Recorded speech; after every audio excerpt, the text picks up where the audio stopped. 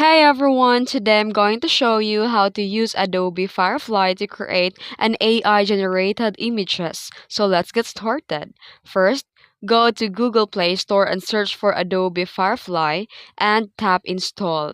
Then, launch the Firefly app. Sign in with your Adobe ID or create one using your Google, Apple, or email.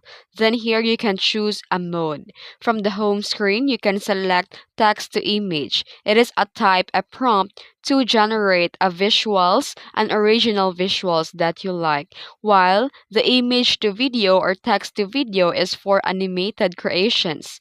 Then here, type a detailed prompt like this.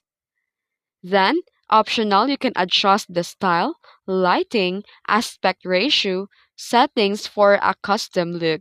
Then tap Generate and wait for the Firefly creates four variations using Adobe's commercially safe AI models. Tap a variation to view it in full. And after that, you can tap the download or add to board to sync with your Creative Clouds and sync across all devices. All your creations will be synced automatically with Creative Cloud so you can continue editing later on desktop. And that's it. If you found this video helpful, don't forget to like and subscribe for more tutorials. Thanks for watching.